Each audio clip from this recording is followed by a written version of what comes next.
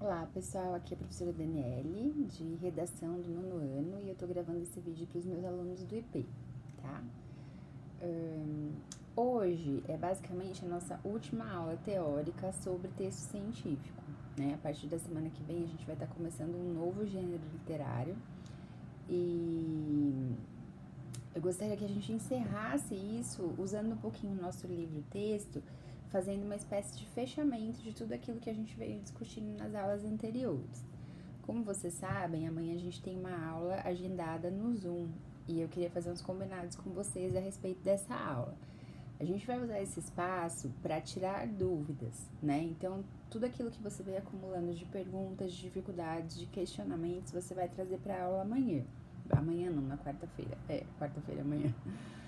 E você vai trazer essas dúvidas e a gente vai organizar de forma que consiga esclarecer o maior número de perguntas possíveis. Eu acho particularmente que fica mais organizado se eu mantiver só o meu microfone funcionando e vocês me passem essas perguntas pelo chat, tá? Então eu vou lendo as perguntas do chat e vou explicando. Em algum momento eu posso abrir os microfones e dar oportunidade para vocês falarem, mas assim, inicialmente, para a gente ter certeza do bom aproveitamento do nosso tempo, no que diz respeito à disciplina, a gente vai trabalhar dessa forma. Vocês mandam a pergunta pelo chat e eu vou respondendo, ok?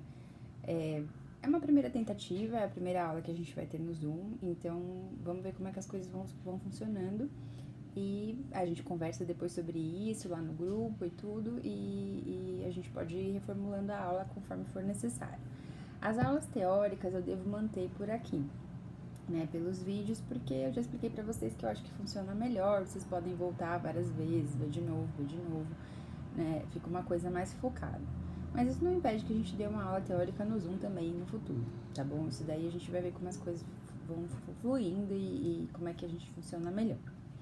Hoje a gente vai trabalhar um pouco com o livro, esse aqui, tá? Então eu vou pedir pra vocês darem uma pausa aí no vídeo e irem buscar pra gente dar continuidade. Eu quero que vocês abram na página 157 e eu vou mostrar para vocês que aqui no livro tem várias dicas interessantes de como escrever um texto literário da melhor forma, tá? Na página 157 começa um texto científico, né? Ele vai falar aqui sobre o ecossistema ameaçado, tem várias partes. E essa é a primeira coisa que eu quero conversar com vocês. Algumas pessoas me perguntaram como é que faria para separar os assuntos dentro do artigo, tá? Então, essa forma que tá aqui é uma forma legal. Eles dividiram por títulos, não ficaram colocando assim um tracinho e tal, porque fica muito fragmentado para um artigo de 3 a 5 páginas. Então, dessa forma é legal para separar os assuntos do seu texto, ou você pode simplesmente separar por parágrafos, como eu já expliquei para algumas pessoas, tá bom? Então, se você tem um tema que vai ter diferentes assuntos relacionados a esse tema, você pode separar isso para organizar dentro do seu texto dessa forma que tá aqui. Fica bem legal, tá? Você pode observar isso na página 158 e 159. Ele vai colocar um títulozinho em negrito e foca ali e continua descendo, tá bom? Isso é possível. Na página 160, você vai ter ali uma atividade oral que ele meio que direciona as partes que você precisa incluir no seu texto científico, tá? Então, a primeira pergunta é: qual é o assunto principal discutido no texto? Ou seja, qual foi o tema que você escolheu para escrever o seu texto? Isso tem que ficar bem claro na redação do seu trabalho. Quem pegar o seu trabalho tem que ler, olha, ele escreveu sobre os ecossistemas, sobre a importância de se manter preservados os ecossistemas para a saúde do planeta, por exemplo, tá? A segunda pergunta é: como possivelmente foram obtidas as informações necessárias para compor o texto? Aqui é a pesquisa. É onde você foi procurar os livros, quem foram as pessoas que te orientaram na busca de informações, quem foram os autores que você escolheu para desenvolver o seu trabalho. Terceira pergunta: qual é o provável objetivo comunicativo desse texto? Ou seja, qual é o objetivo desse texto? O que você quer com esse texto? Você tem um tema, você tem um material bibliográfico. O que você quer fazer com isso, né? Qual é a função das imagens que acompanham um texto? Então, supondo que você vai usar imagens, que você vai usar gráficos, que você vai usar números, tá? eles têm que ter uma função dentro do texto, que está relacionado ao objetivo que você tem quando você escolhe esse tema, tá? Então, vamos supor que você vai falar sobre arte italiana no Renascimento. Você vai colocar imagens, porque, horas você está discutindo a arte italiana tem imagens, para poder ilustrar isso, você vai usar as imagens, tá? 5. Qual é a relevância desse tipo de texto, considerando o meio de circulação e o suporte em que foi veiculado, né? Então, assim, dentro do público para quem eu escrevi, qual a importância desse texto, né? Vocês estão escrevendo textos que os 10 melhores vão para um e-bookzinho, que vai ficar veiculado na Amazon e todo mundo que quiser vai ter acesso a ele, né? E geralmente um público da idade de vocês, ou os pais de vocês, ou a comunidade do IP. Então, no nosso mundo IPIano, no nosso contexto, qual é a relevância do trabalho que você está escrevendo? Para que ele é útil?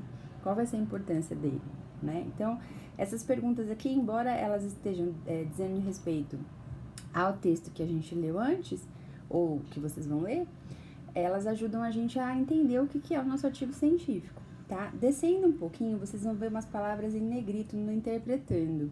São verbos que a gente usa bastante quando a gente está definindo o nosso objetivo dentro do texto científico. Então, inferir, deduzir, apontar, explicar, citar, são verbos que a gente pode usar para construir o objetivo do nosso texto. Então, por exemplo, eu quero citar as principais guerras entre a Grécia e Roma na Antiguidade. É um objetivo.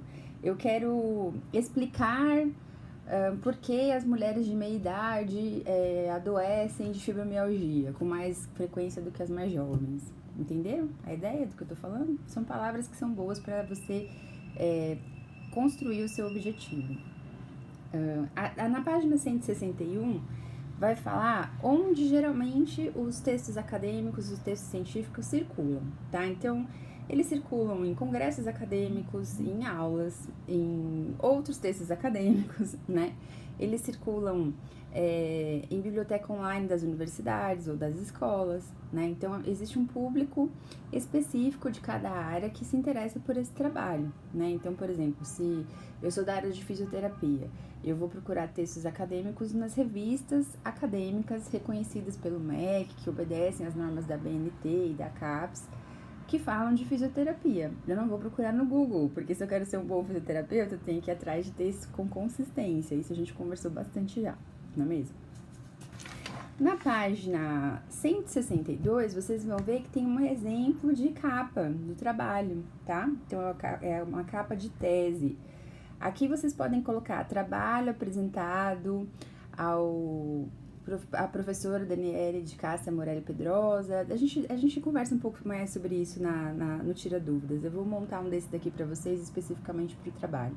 Mas inicialmente o que precisa ter é o nome de vocês, o título do trabalho e a cidade, Goiânia, e o ano, tá? Esse miolinho aqui onde está escrito tese apresentada a programas de pós-graduação, eu vou montar um específico para o trabalho de vocês e vou mandar para todo mundo, tá bom? Eu acho que vai ficar mais adequado assim. Na 163 ele vai falar sobre a quem se destina os textos acadêmicos, que é os jornais ou revistas acadêmicas, sessões específicas voltadas para ciências, esfera acadêmica em geral, lugares onde o conhecimento precisa de fato ser aprofundado, exige-se pesquisa, exige-se um trabalho para se produzir um texto, não é nunca achismo, não é nunca uma impressão, né? Eu acho que nessa fase do Covid a gente tem visto muito isso, né?